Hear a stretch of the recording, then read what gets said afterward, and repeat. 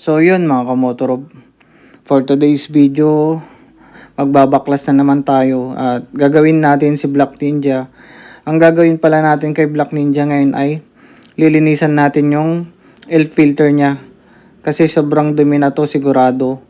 Naka 5,000 km na din ako na takbo ni Black Ninja. Kaya lilinisan ko na rin yung air filter niya. Kasi sigurado maraming nasagap to na dumi or alikabok. So mapapansin nyo pala na wala na yung flare rings ni Black Ninja.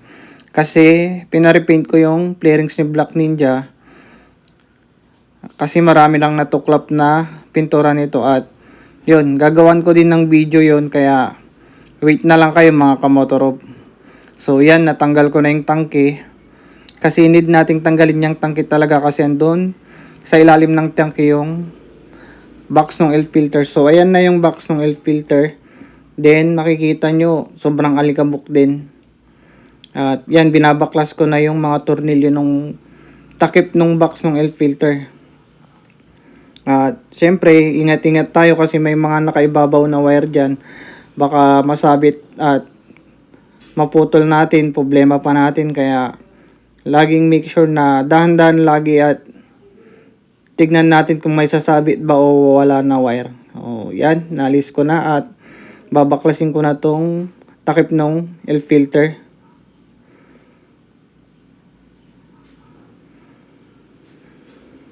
So yun, natanggal na natin. At yun na yung air filter. Natanggal ko na rin, nalis ko na yung tornilyo niya.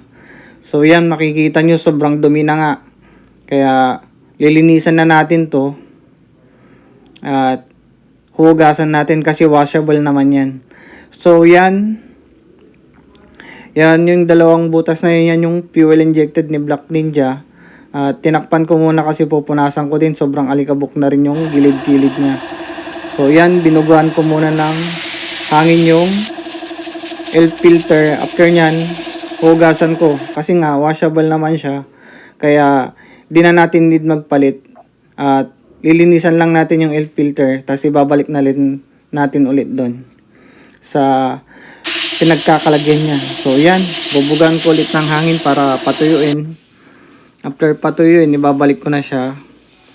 So yun, chinek ko din yung dalawang butas. Sobrang alikabok na rin kaya pinunasan ko na rin. So yan, naikabit na natin. Balik na natin yung takip ng air filter.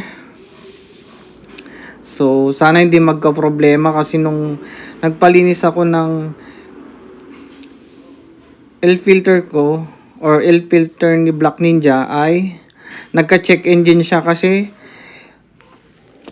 switch namin yung sa susian nang di namin nakabit yung isang wire na nasa ibabaw nung box ni Black Ninja or nasa ibabaw nung box ng air filter.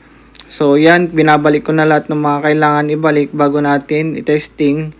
Lalo na yung mga importante dyan, yung mga wire. Kasi pag di mo na ikabit yan at switch mo at in-start mo, nagka-check engine, problema na naman natin. Kaya dapat natin i-check mabuti. So yan, sana walang problema at hindi magka-check engine.